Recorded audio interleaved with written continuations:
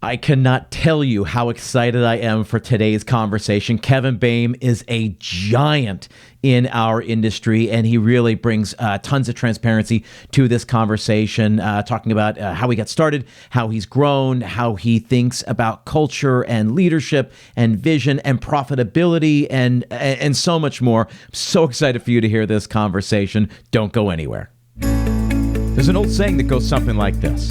You'll only find three kinds of people in the world. Those who see, those who will never see, and those who can see when shown. This is Restaurant Strategy, a podcast with answers for anyone who's looking.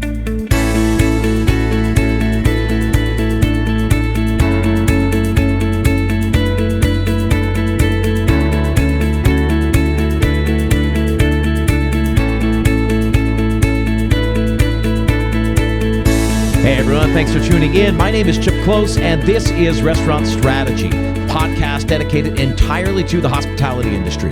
We cover marketing, operations, and just about everything in between. Each week, I leverage my 20-plus years in the industry to help you build a more sustainable and a more profitable business. I also work directly with operators all over the world through my group coaching programs to help you address and overcome the specific challenges we face in our industry. Curious to learn more? Set up a free 30-minute strategy session at restaurantstrategypodcast.com/schedule.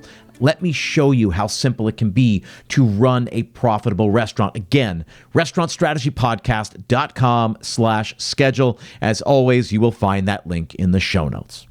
Now, we all know managing costs is one of the most important parts of running a profitable restaurant, especially now. But between fluctuating vendor prices, waste, labor, and the never-ending list of tasks that demand your attention on a daily basis, it can be challenging for even the most experienced of us to manage costs well. That's where MarginEdge comes in. MarginEdge is a complete restaurant management software that automatically uses data from your POS and invoices to show you your food and labor costs in real time.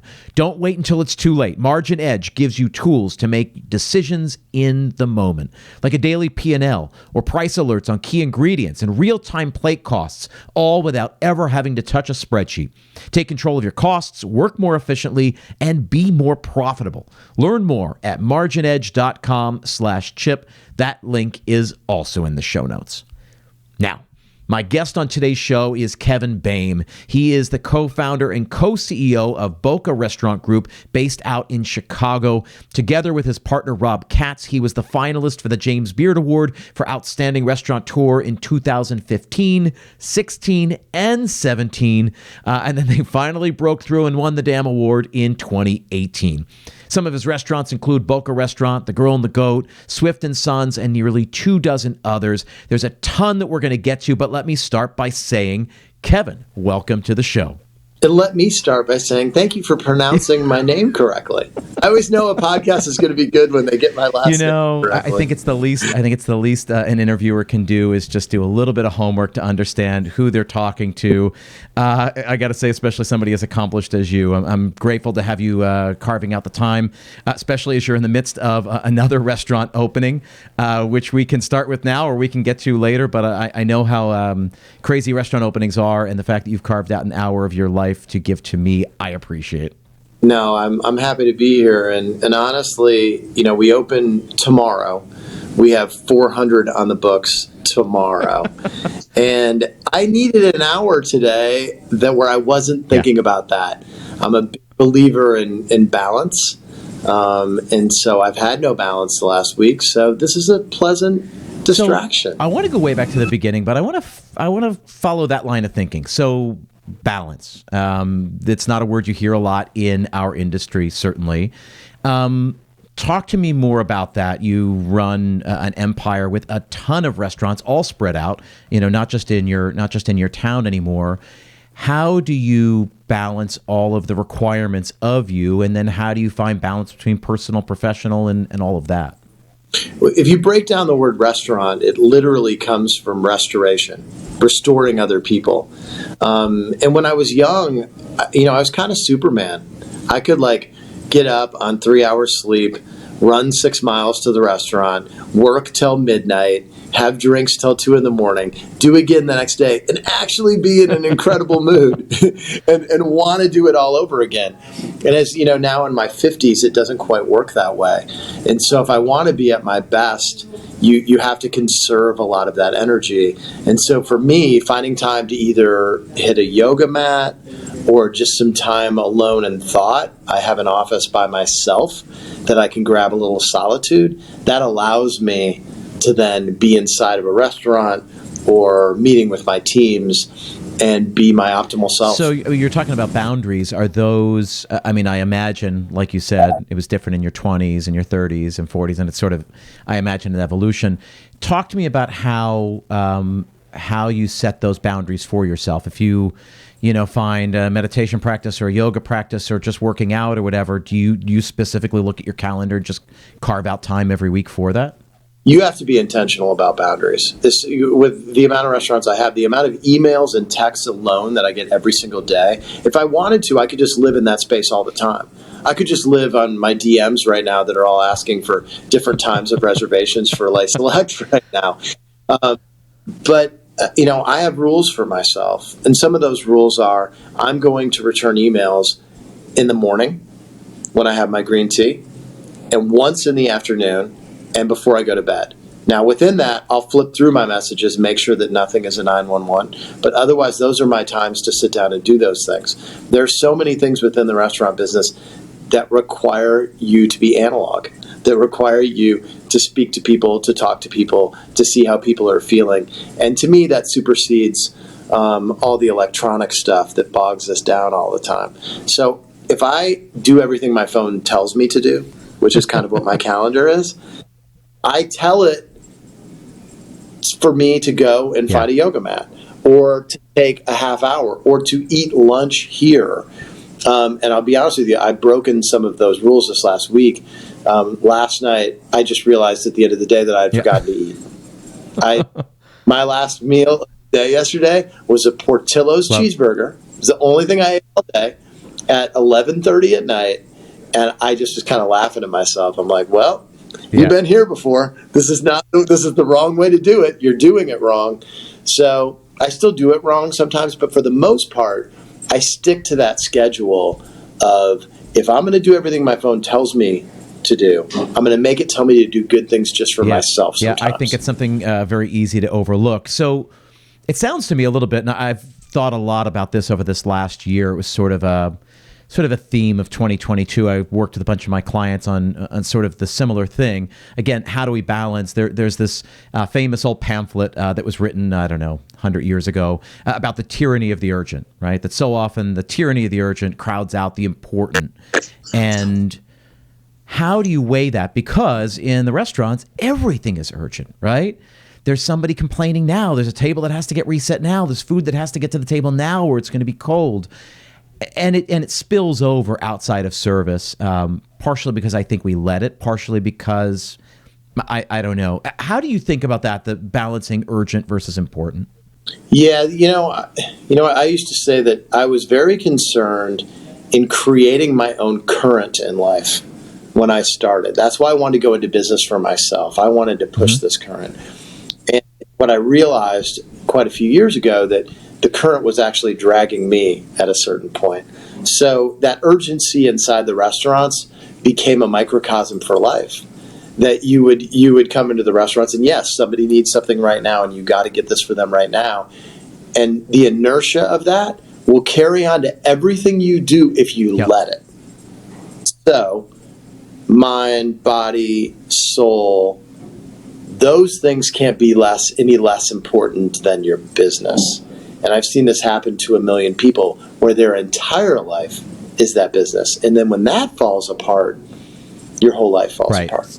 So if you think of your relationships in buckets, if you think of your relationship, there's a relationship with yourself, there's a relationship with your family, there's the relationship with your work life, there's the relationship with all of those things outside of work, the things that you do that make you happy. If all 4 of those are in chaos, there's no way you're going to be happy. Yep. So prioritizing importance For me, and every recipe for every single person is different. Solitude, the exact opposite of urgency, is really important to me, for me to be able to do all the other things well. And that's be a good father, that's be a good family member, that's to be a good leader at work, and for me to show up when I need to inside my restaurants and be a warm, energetic host. Those things only happen where when I need that sense of urgency, I can do it if on the other side, I've supported myself. Yeah. I want to go back, and like I said, I want to start at the beginning, and I feel like that is a theme that I'd like to sort of touch upon as we go through. The beginning, like my birth in the hospital in Flint, Michigan? Or? No, I want to talk about how you got started in the industry. Because, like you said, the way you conducted yourself, the way your life was constructed in your 20s is different now that you're in your 50s. I think it's true for I would hope it's true for a lot of people that they have the luxury of bringing some intentionality to how they conduct themselves. That's not often the case. And something you just brought up there is something I see a lot from a lot of independent operators. So I've worked in big groups, I've worked in small independents, and one of the things that I see that a lot of independents struggle with is that you start a business so the business can support you in your life. I mean, literally, I'm going to create a business that can pay for things so I can put a roof over my family's head, food on the table, all of that. And very soon, to your own point, pretty soon, if you're not careful, it ends up the other way around. You've created a business that you just always have to attend to, and it sort of defeats the main purpose of why you did it to begin with.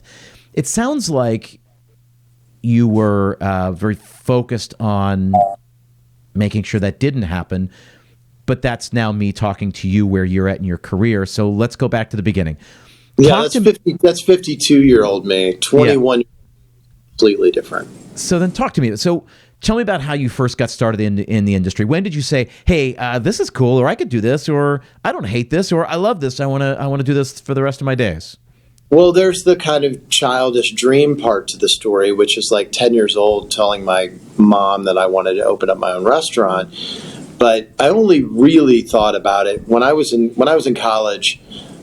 Two of my housemates were people who became like legends. You know, one was Mike Hopkins, he's the last American astronaut in space. He was the commander of the SpaceX mission, but he had a mission about 10 years before that. And one of the other ones was Dave Eggers, who was a finalist for the Pulitzer and has, written all kinds of amazing books like The Circle and Hologram for the King. And Dave was actually pressuring me one time and just being like, "You don't want to be a lawyer. You have no interest in being a lawyer." And I go, "Yeah, I don't." And he goes, "Well, what do you really want to do?" And I go, "Well, it's kind of cheesy. I mean, I want to open up my own restaurant." I mean, this is like 1989. It wasn't very cool to be in the restaurant business in 1989. And he goes, "Well, why wouldn't you do that?" And I go, "Well, I don't know anybody in it. B, I don't really know what it is.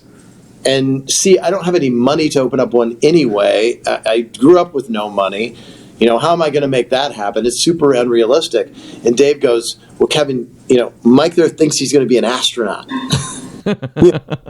I mean, that seems pretty. There's only been 450 of them. I think if you really want to do that, you could probably navigate it.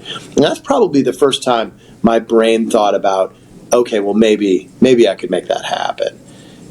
And so that next semester, I just said, I'm going to drop out of college and I'm going to go work at what I thought was a legit restaurant, try it on for size, and you don't know what you don't know. Right. So I was like, I can always come back to college, whatever. Let's go try this out. And it took me about, after writing a fake resume and getting a job at this restaurant, 3 weeks in, I was like, this is it. Yeah. I can do this.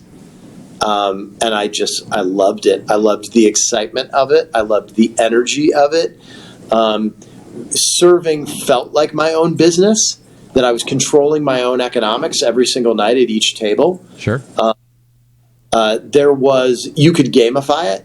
Like if I gave somebody really good service, the next time they came in and they asked for me, I won.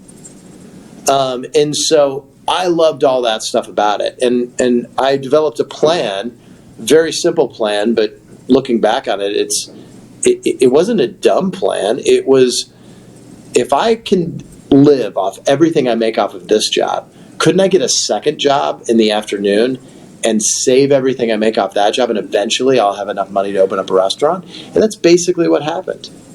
2 years at that restaurant, just 2 years later, with no experience and a bit of a moron still, myself and my girlfriend at the time opened up a 6-table restaurant 30 years ago called Lazy Days Cafe. And that building today is still a restaurant.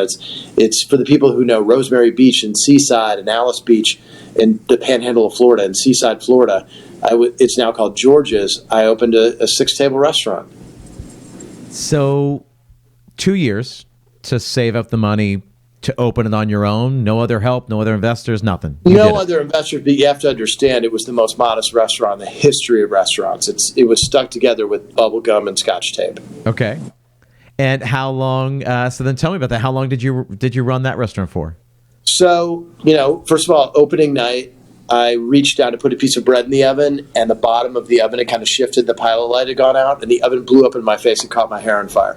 So 2 hours into being a restaurateur, I was being whisked away to the hospital in an ambulance, and it scabbed my whole face. So it didn't start out well. But we were there for 2 years, and somebody bought the property. We had an option on it, and we negotiated a buyout. And I took that money and I opened up a wine bar, sushi bar, rock and roll bar just down the street. And that was even more fun. And I loved that. And then a couple of guys from New Orleans came in one day and loved my bar and wanted to buy it. And I sold it to them. So in the beginning, I was like flipping houses. Yeah. What I loved about that was that, like, every dime I made, I would put into the restaurants. I wanted them to look better. Like, I lived horribly, actually embarrassingly. Like, I had a house that I didn't have a bed in, and I slept on a couch. And I drove the world's worst cars that were constantly breaking down because I didn't care about anything but putting any money I made into the restaurants to make them look better. That was my house. The other place was someplace I slept at 4 hours a night. So, obviously, you're in one place, runs for a couple of years. It's profitable, I got to imagine. Ish.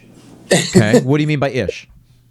I just mean that first restaurant, if I wasn't making tips, because we were waiting on every table, cooking all the, my girlfriend was the chef. I helped prep and did garde manger, and then, I would wait on every table and do dishes, and then we would pool our tips, and then we paid each other like $1,000 a month. That's what we made. Okay. And it was enough to survive. And so, and the restaurant, other than that, kind of broke even. Okay. And then we got bought out. So we did make a little bit of money. Second restaurant made a little bit of money, better in tips. We paid ourselves, once again, like $1,000 a month, me and my partner Jeff at the time. And so at that point, I was making money by accident.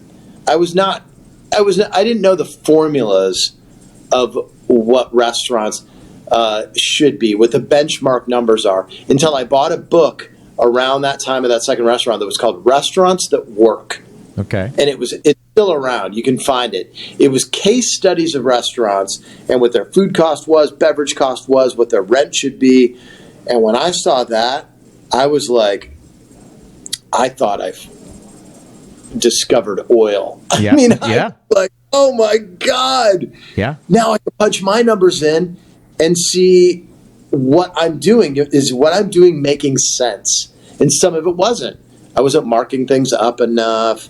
Maybe I didn't sign the world's greatest lease. Yep. My labor cost was low, but my cost of goods sold was super high. And I was like, oh, all right, I kind of get this.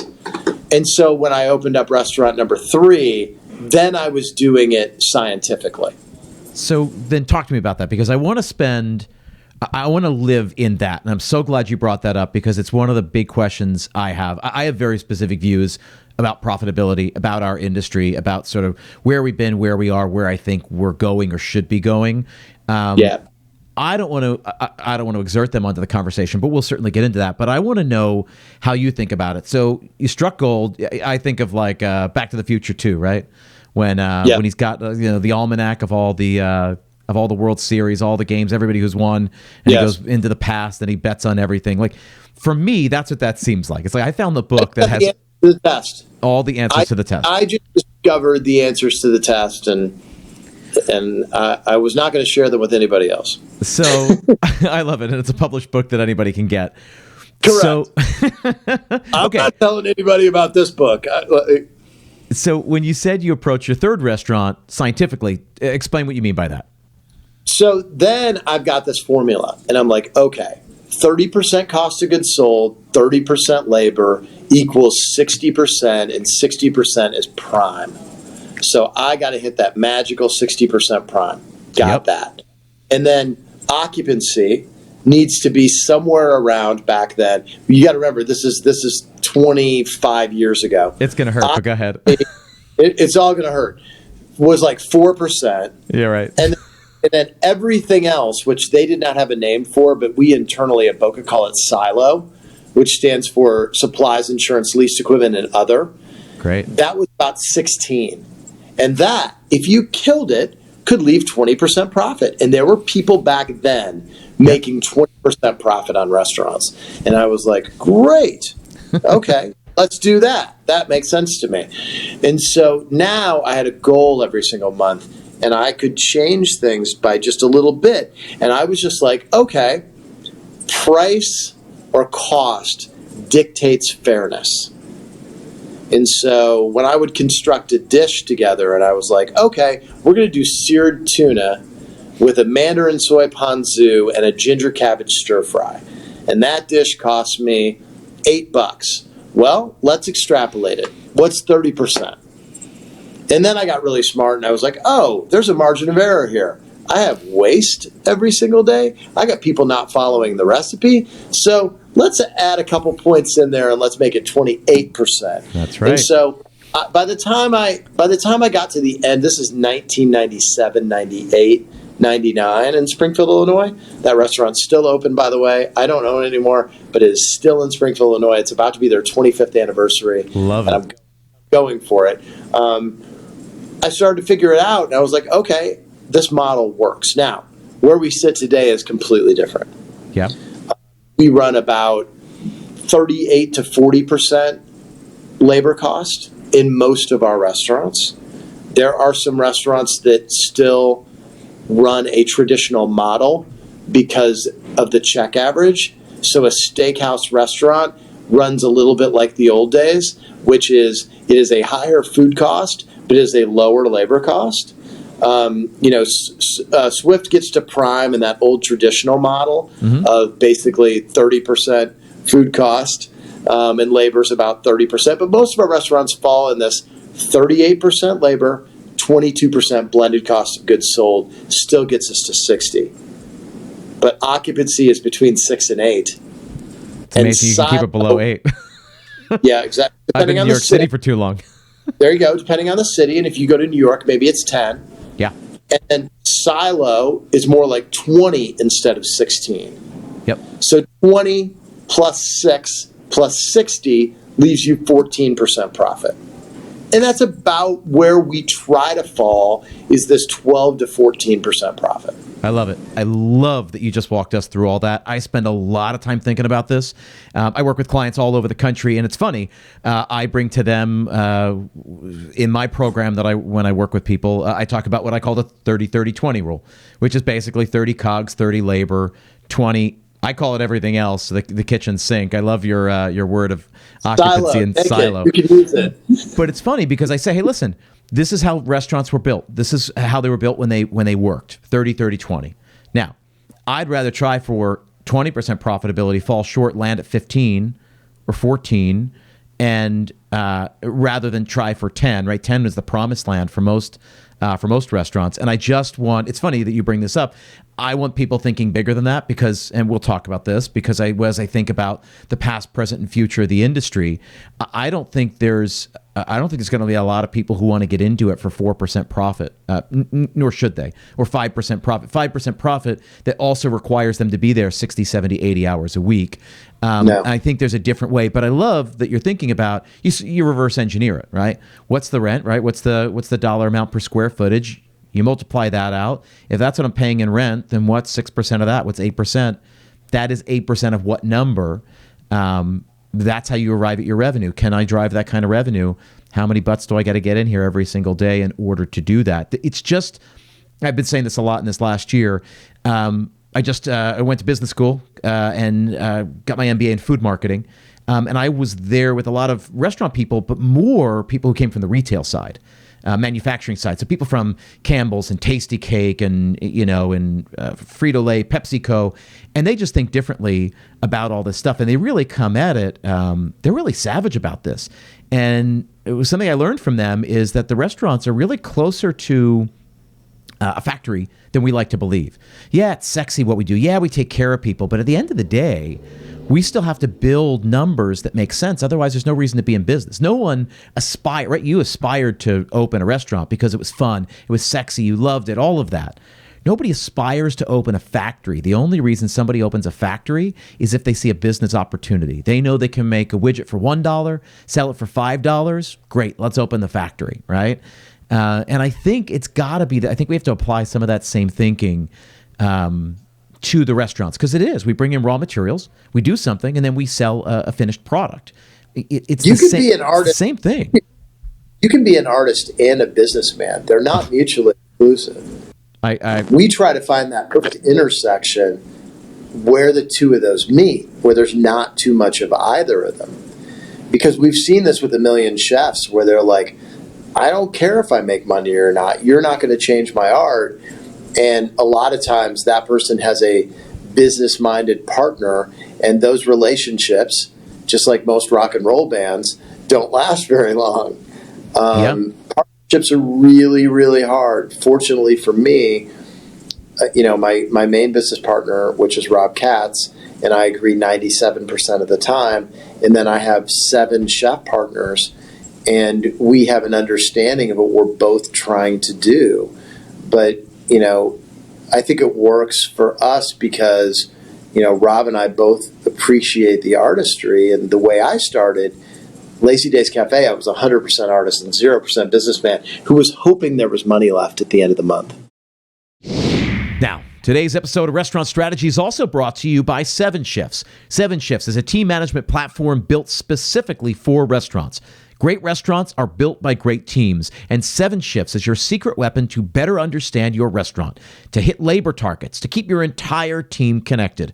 With drag and drop scheduling, in-app communication, task management, tip management, and more, it makes restaurant work a whole lot easier.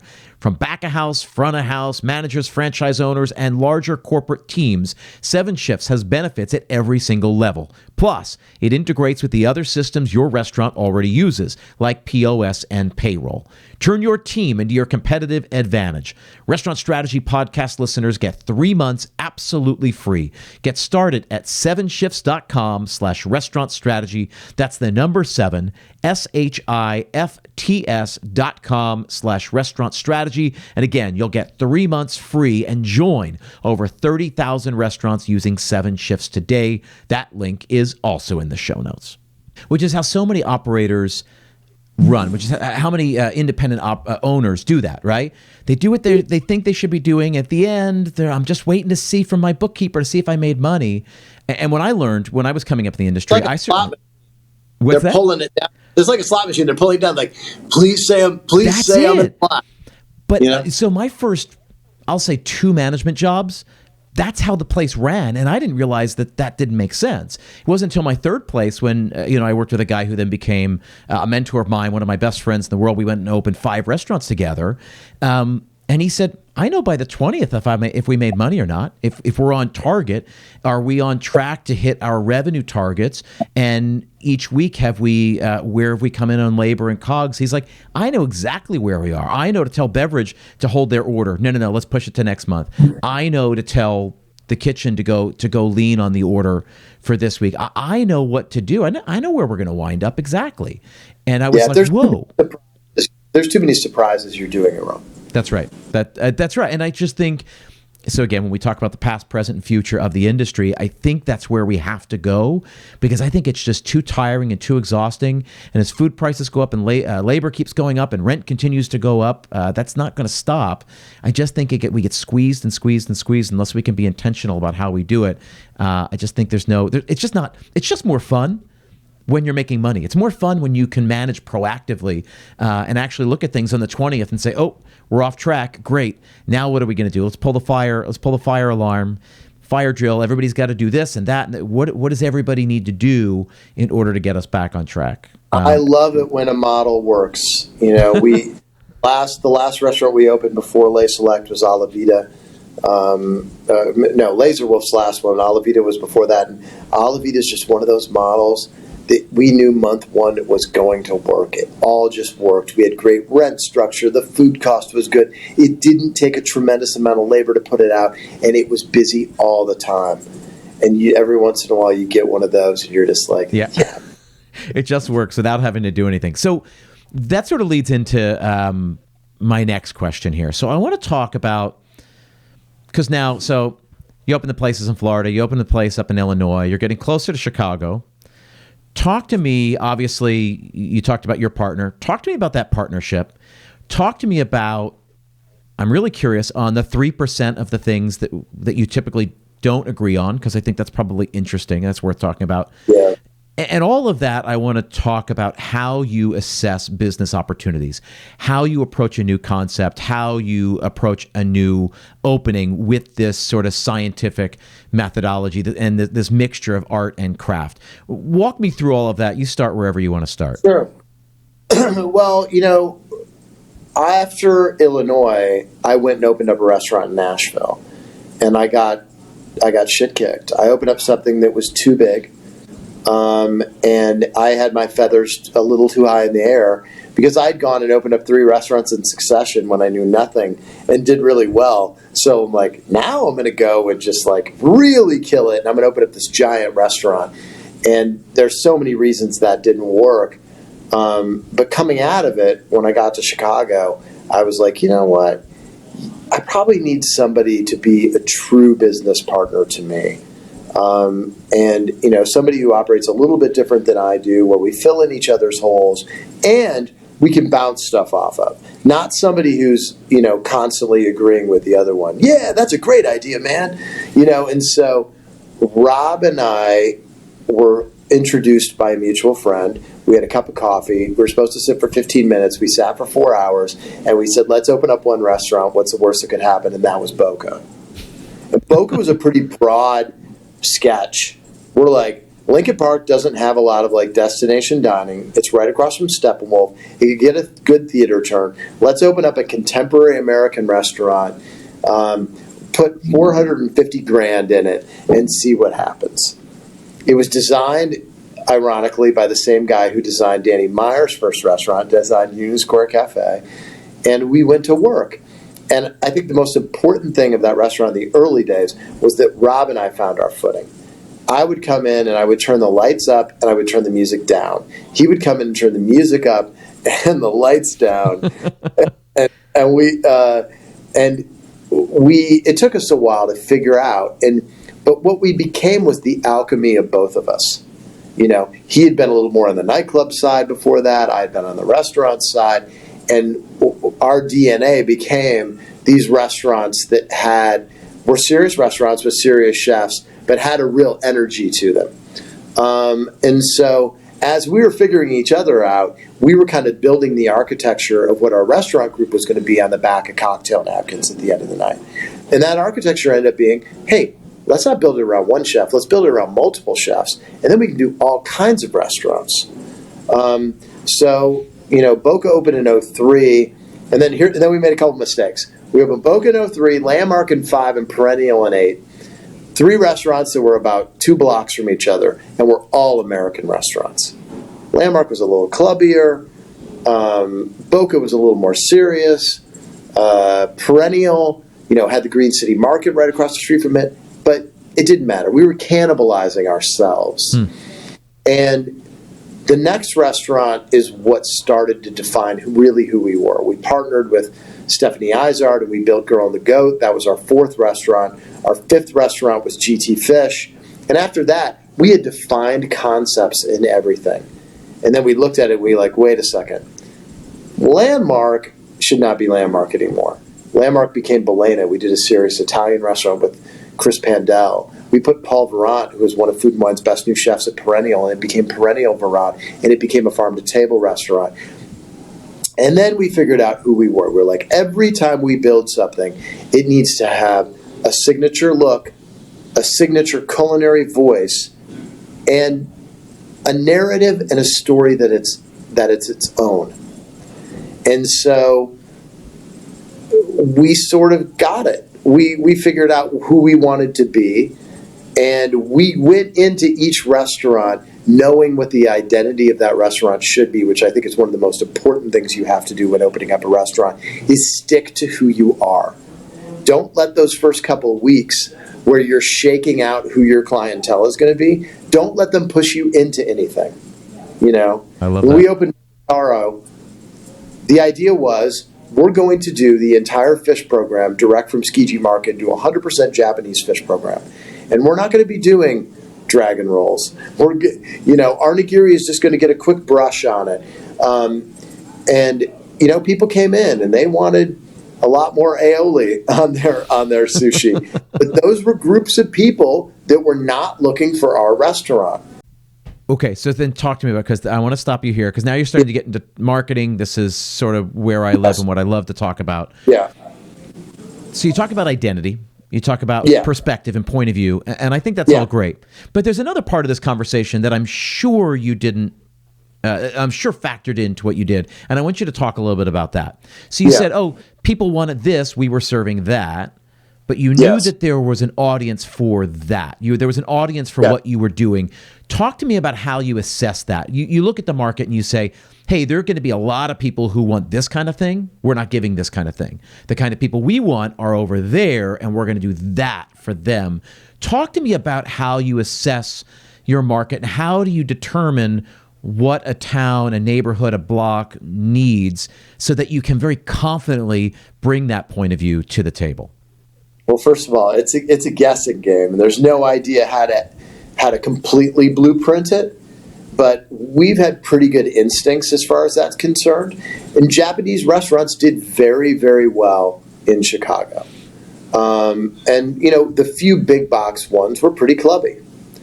And we were like, let's do something that maybe the design's a little more serious. And we engaged with Abrico, and that was the first time we did a project with them.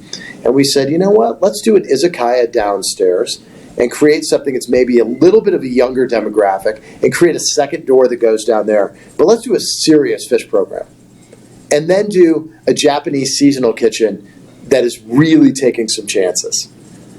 And let's see if it connects. We think it'll connect. We loved it. It was my favorite kind of food. It was Rob's favorite kind of food. We did the tasting and we said, the food's delicious.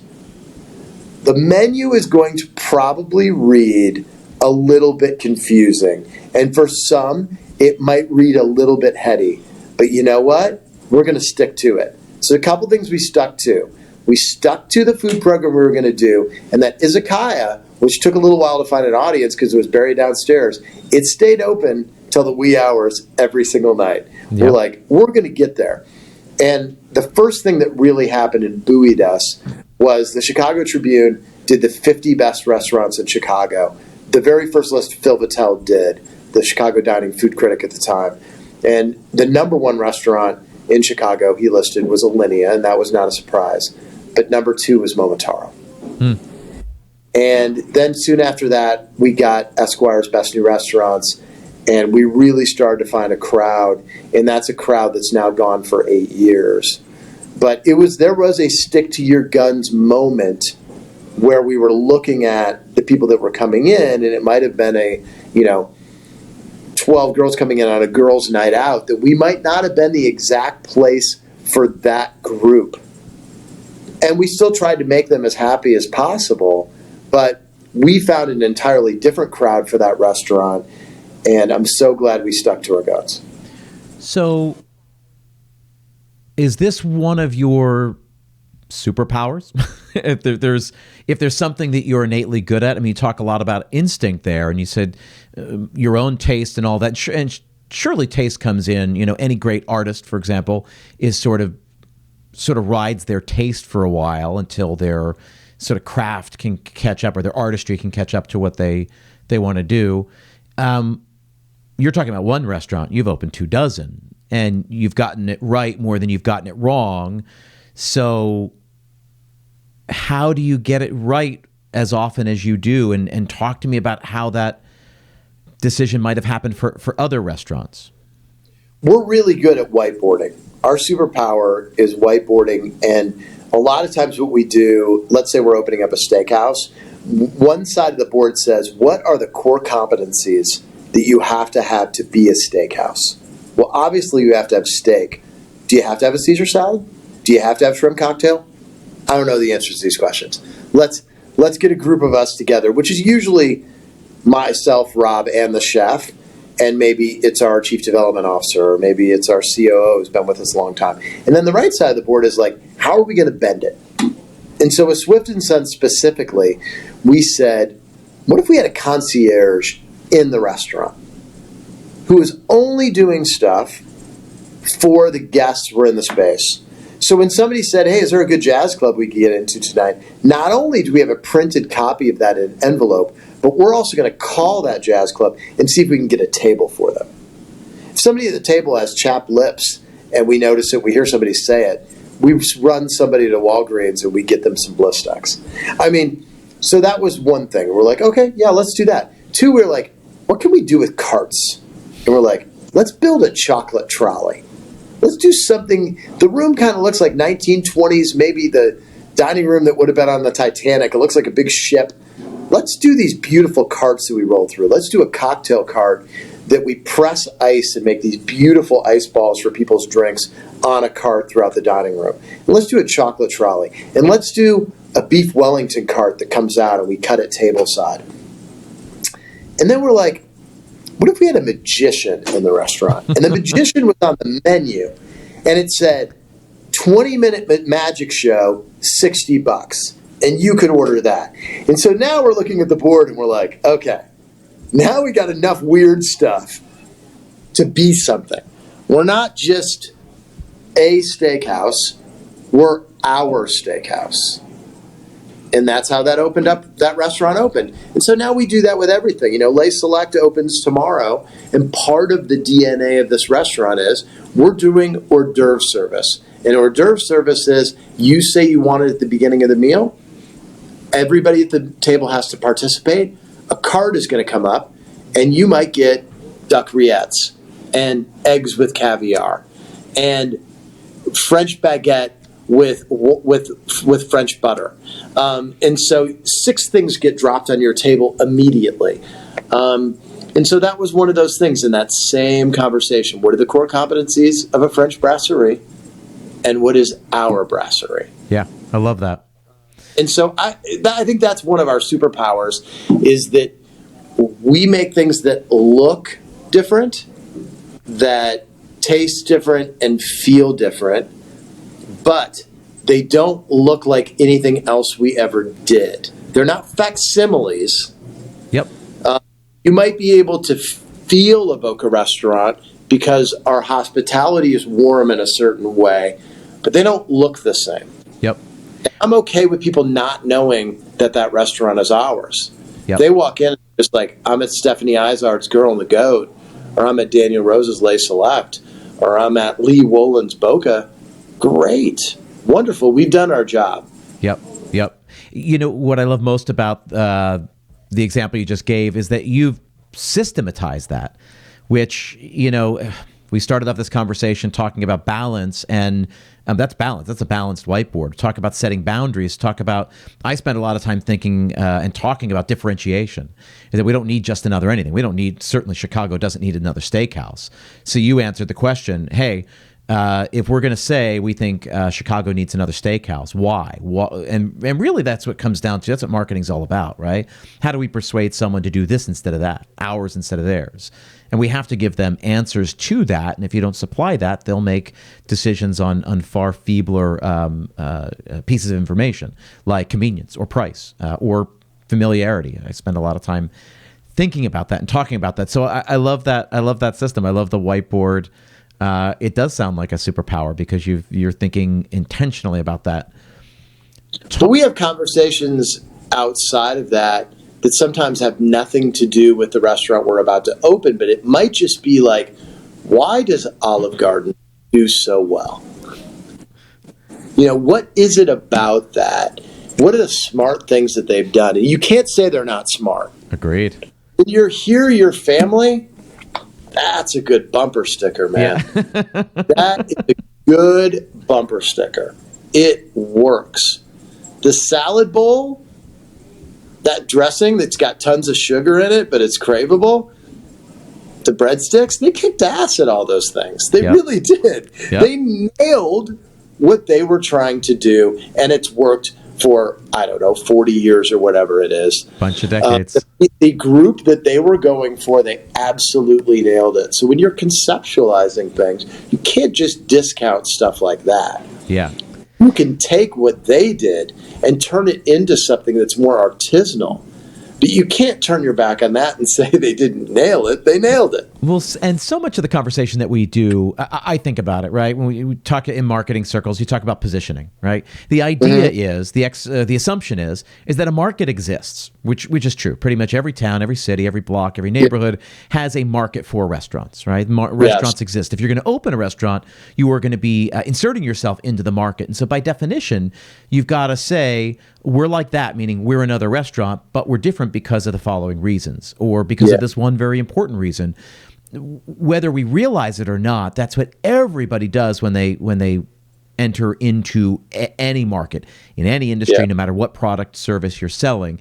And I wish we spent more time talking about that. And again, you brought up with Olive Garden, say, what they do is brilliant for the people they're trying to reach. And I think you're probably right. I think if there's anything Olive Garden does really well, it's they know exactly who they're trying to reach, and they've crafted the perfect experience for that demographic. And they created a bumper sticker that makes sense to who they are. And I think this is a really important thing, even if you're not using it outside of your own family, creating a bumper sticker that makes sense. Miley Carpenter, who's married to Wiley Dufresne, had this brilliant speech a few years ago that was at the Welcome Conference, and it was Know Your Bumper Sticker. And what she talked about was the Army. And every decade, they changed their bumper sticker. So one year it was Be All You Could Be, But as times changed, they changed it. They stopped talking to the recruiter, and they started talking to the parents at a certain point because kids were staying at home longer. So then it was, you made them tough, we'll make them Army tough. So instead of talking to the kids, they were talking to the parents. Mm-hmm. And then during the me generation, it was Army of One.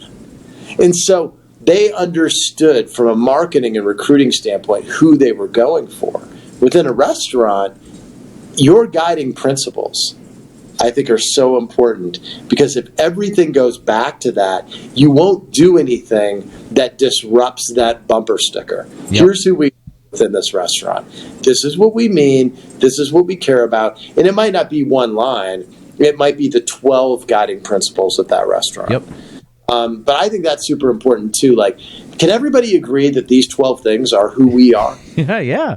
It's so funny. I was giving a talk with Sean Walchef, who runs a barbecue company called Cali Barbecue out in San Diego, and he's sort of slowly taking over San Diego, providing the Amazon of barbecue. But we gave a talk out in California last year together, and one of the things we talked about was your two whys, right? Why do you do what you do, right? Like, why do you exist, and why should anybody care? And it sort of gets to the heart of what you're talking about. Like what is this? Why are we here? Why do we bother doing it? And why should anybody care that we are doing it? And I think if more operators just answered those two. Yeah. It's very Simon Sinek, right? So we were sort of building on. Right, so Simon Sinek, for any the listeners who don't know, and I've talked about it a little bit, but in case, just a refresher, he talks about something called the golden circle. And 3 concentric circles. On the outside is what, 1 ring in is how, all the way in the center is why. And he says most companies work from the out in. They know what they do, they know how they do it better than anybody, but they never get to the why because they do the what and the how so well. They never have to figure out the why. And he sort of turns it around and says, but the best companies in the world, the Apples, the Coca-Colas, the Patagonias, they start at the center and they understand the why we exist. And what we sort of added to that was that it's fine if you know why you exist. I think a lot of people don't know why they exist. And I think there's real beauty in naming it, pinning it to the wall.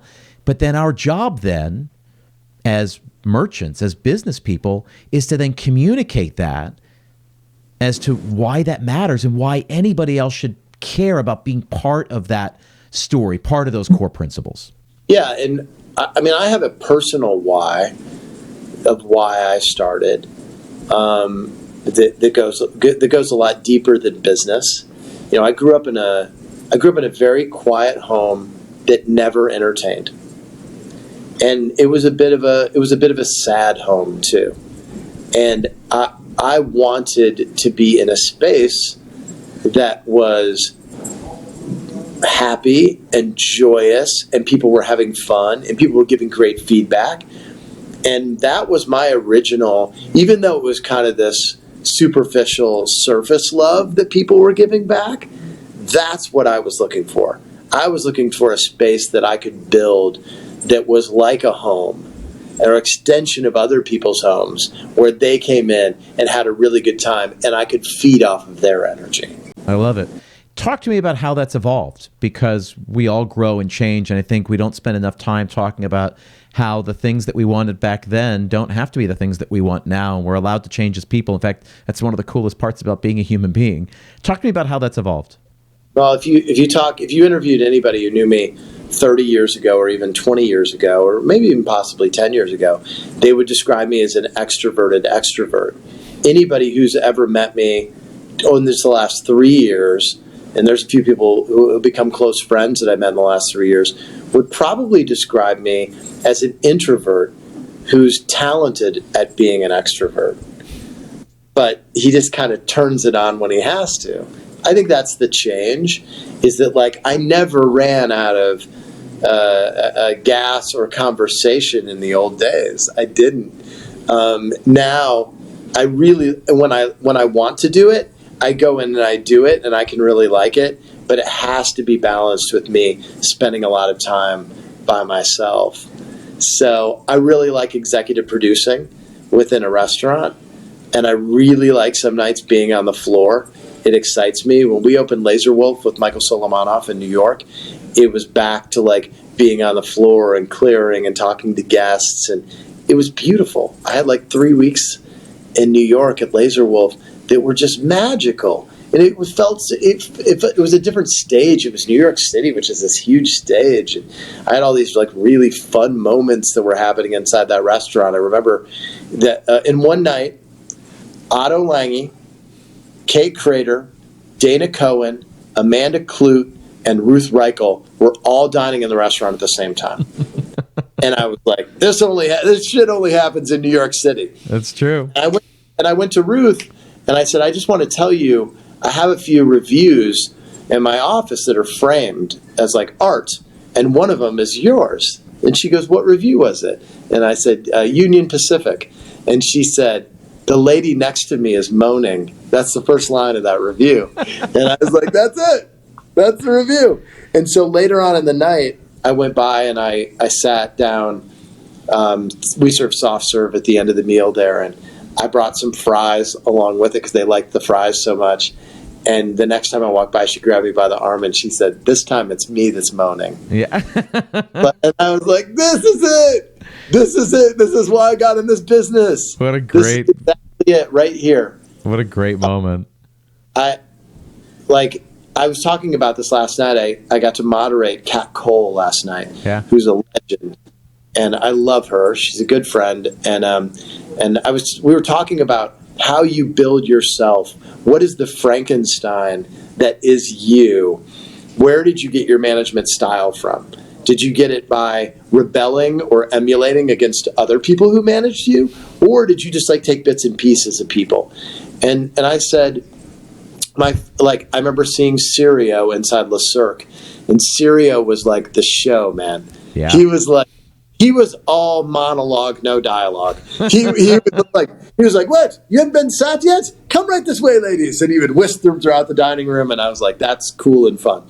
And then I would watch like a Bobby Stuckey or a Donnie Medea, and they were like in the service. You know, they were opening wines at the table, and they were delivering food, and they were a part of service. And then I watched Will Guidara the first time I ever went to 11 Madison Park, and I'm like, he's like a CIA agent. He builds a whole dossier before you even get in the place, so he can do service things when you're in there. Yeah. And so that's how I started to build who I was slowly, was all these little bits and pieces of someone else. And so I felt like when I was that person inside the dining room, that's how I could get the most joy out of being inside the dining room. If I got to be all those people at different parts of the night, that's when I loved it the most. So I love this line of thinking. We're coming close to the end of our time together, and a couple of things I want to wrap up, but I want to just spend a moment on this. That's obviously, right, they say this, right? It's one of those things, can't be taught, can only be learned. You've got to want that. How do you instill that sense of curiosity, humility, right? The humility to look around and say, who's doing stuff better than me? Who's doing stuff really great? The curiosity to say, what makes them so great? Well, you just talked about this Frankenstein idea, which I love, which I think it certainly resonates with me. I understand that. I feel like I have that muscle. I know that. What I spend a lot of time thinking about is, how do you instill that in others, in your management team? How do you get them to instill that in your line level hourly employees? How do you think about that? Well, I tell everybody that everybody's doing cover songs, is that we're all taking original material. Almost all of our jobs have been done before. There's been maitre d's before, hosts before, line cooks before, all of this stuff. And then how do you make it your own? And I've told a story at every opening of every restaurant we've ever done. And I tell that story because it's the perfect analogy for the cover version story, which is in 1997. I don't know if you've heard me tell this one before, but in 1997, a friend of mine and I we're driving to St. Louis to look at a restaurant, and we stopped at a Wendy's in Carlinville, Illinois, and we walked in the door, and there was a woman perched at the front, and she was like, "Gentlemen, welcome to Wendy's Hamburgers." And I was like, "Thank you very much." I'd never seen a maitre d' at Wendy's before. That's pretty awesome. Thank you so much. So I walked up to the front, and the guy at the front, they had just done like Dave's spicy chicken sandwich, and he was like, "Let me tell you about our new special. We're doing a spicy chicken sandwich, and here are the ingredients." And I was like, "It's a good salesman. That's a good sales approach. I'll take that spicy chicken sandwich, and I'll get a water, and I'll get the super bar." Wendy's back then had a super bar with like pasta and salad on it. And then the woman who was perched as the host was coming by with a napkin, and she was cleaning and keeping that immaculate. And at one point, she re-poured my water with a pitcher at my table. And it was at this point I looked at Scott sitting across from me, and I was like, "What the hell's going on?" Yeah. He goes, I think we're dining in the greatest fast food restaurant ever. And I was like, "Well, you know what? Let's go ask for the manager." I'm curious about who this manager is, because he's obviously amazing, and I just want to ask him a couple questions. So I went up. I go, "Can I speak to the manager, please?" And they go, "Sir, is there an issue?" I go, No.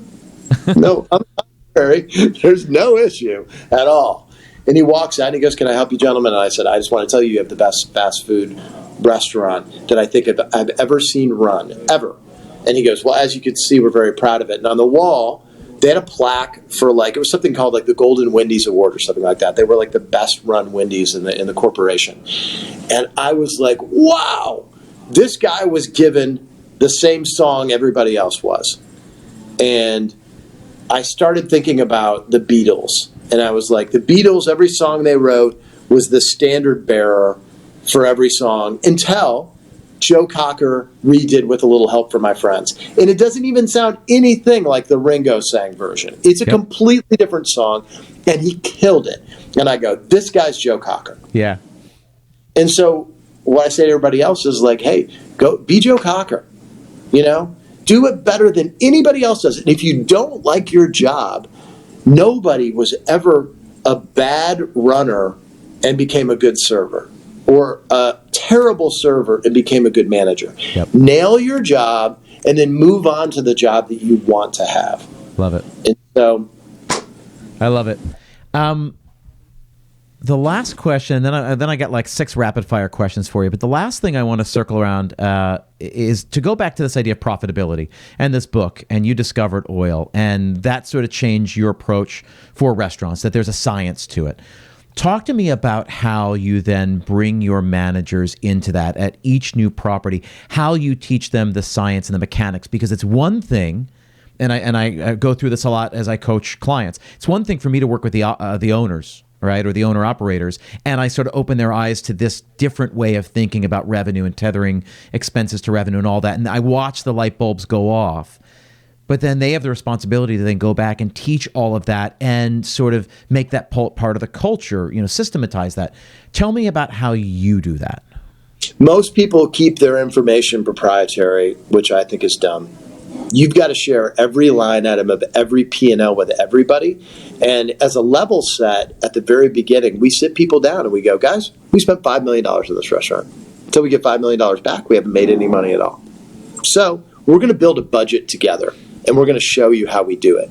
And then when the P&Ls come out, we send trial balance, preliminary P&L to the store level before it even ever comes to Rob and I or to the C-suite, so they can look at it, and if they have any questions, they can say, I don't understand how we got to this number, and accounting will tell them. Or they can recognize a mistake and say, I think our inventory count's wrong. So then by the time we look at it, they have all the answers to the test. Then we sit down with them, and we go over every line item, and we say, do you guys want to explain to us why supplies that we budget 3.5% is 5.2%? And they're like, yeah, well, we screwed up and we did this or this happened or whatever. So there's accountability, there's actionable items, and there's full transparency. Love it. And so within those 3 things, they learn it. And I know at this point, because I've seen it before, they'll take our P&Ls, which we've created. Our P&Ls are not the ones that get spit out by Great Plains accounting system. We built them to our own specs. Yeah, yep. And I know people that leave our company then use those P&Ls. I've seen other people who've shown me their P&Ls with our formatting. Yeah. And I go, that's our formatting right there. It's one of the first things I teach all my clients. I say, hey, listen, your bookkeeper, your accountant are going to hate me, and I don't care. You can have them call me. This is how a restaurant P&L has to look. They're giving you some other, you can't, you've got all this crucial information that's got to be separated out, not to pull labor out in its own section. Like, I'm sorry, it does us no good. Just like if I tucked in, beverage costs and food costs, in between with, electricity and maintenance, like, doesn't you need to look at all together. So yeah, there's a specific way, and I make enemies pretty early on. Well, we create benchmark numbers for everything, and we're lucky because we have 25 restaurants that we're able to look at, even little things like what is the amount of beverage inventory that we're keeping on hand divided by the amount of beverage sales that we have. What is a suitable number for how much inventory we should keep on hand. And so how much cleaning supplies are we using divided by sales? We get really into the deep end of the pool with that stuff. We have a director of strategic initiatives that works for us who used to work for Microsoft, and she'll do anything. I'll say, tell us how much it takes to make $1 in pastry at each of our companies, and she'll have to go in and say, well, we give away bread for free here, so we have to give that a value. Yeah. It's not get those numbers, but she's the best at it. And we've been able to get all these comp set numbers of all of our restaurants and really dial it in. I love it. That sounds like a whole other conversation, which maybe I'll talk to you down the line. This is great. Kevin, this has been an amazing conversation. I got 6 vaguely rapid fire questions that I want to throw at you to sort of wrap this thing up. All right. First question. What's the last great meal you had?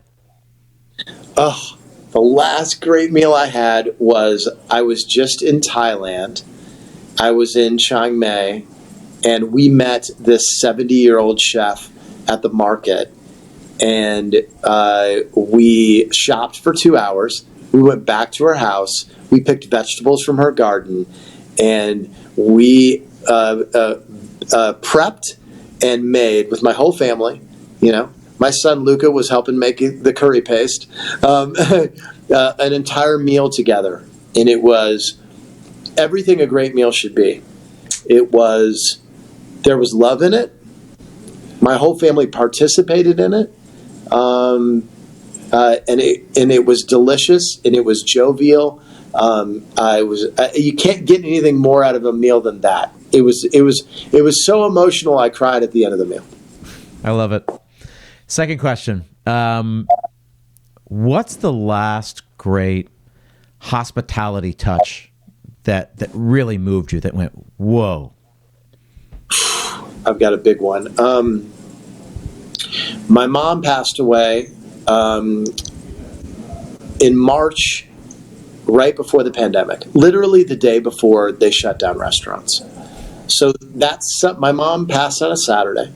Sunday was the last day restaurants were allowed to be open, and we went to my restaurant in Springfield, Illinois, because we weren't going to be able to have a funeral. And so inside that restaurant is my mom's paintings, because I had asked her to paint 18 paintings inside that restaurant. And so we felt like we were surrounded by her. And at the end of the meal, the now owner came up and said, I'm so sorry about your mom. Could you tell me a story again about the blue dogs in the space? And I told him, and he said, which one is your favorite? And I said, I love this one of the blue dog in the field of poppies. And he walked away from the table, we grabbed it off the wall, and we took it home with us. Amazing. It's in my house. Amazing. Question 3. If a genie came down, could grant you one wish as it relates to our industry, what would it be? What would you wish for? Oh my gosh. So many things. I think that we're in a place right now where people need more wellness, more balance. They're having more trouble finding happiness within the spaces of these restaurant 4 walls. This is something that we talk about and is on our agenda all the time. I want to find a balance in the restaurant business where restaurants can both make it pencil to where the economics make sense, but at the same time, everybody across this whole country earns a fair wage, and that we can really find that happiness, that initial happiness that I found in this business. There's so many beautiful things that happen inside this business. Learning how to cook, being mentored by a great chef in the back, being able to capture some of that contagious energy that exists in the front of the house. All those beautiful things. I just want everybody to be able to capture and feel that. That's definitely another episode, because I want to talk about how we take action to make that happen. I love that. All right, so I asked you about a hospitality experience that resonated with you. I want to flip it around and say a restaurant experience, something that you did in your restaurants that you were a part of, that affected somebody that you knew, somebody you saw, somebody you didn't know, whatever. Something you did in a restaurant that continues to resonate with you, that still says, yeah, that's why I do it. 4 weeks ago, a woman reached out to me on Instagram, and she said, I'm going to dine at Boka this week, and my father and I have dined at Boka each of the last 15 years on our birthdays. We share the same birthday, and we always have martinis and eat the tasting menu. And she said, my father passed away, but I'm still going to come in. I wanted to let you know how important it was to me.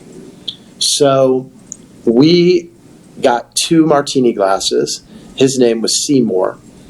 And we etched Seymour's name on 2 beautiful crystal martini glasses. And we put them in a little box. And then we changed the name on all our cocktail menus that night to Seymour's Martini. And we bought her dinner, and we brought her the glasses. What a cool touch. And in the end of the day, right, it doesn't really take much to do that. It just takes the will to do it. And it was fun. I mean, honestly, to like, what are we going to do for her?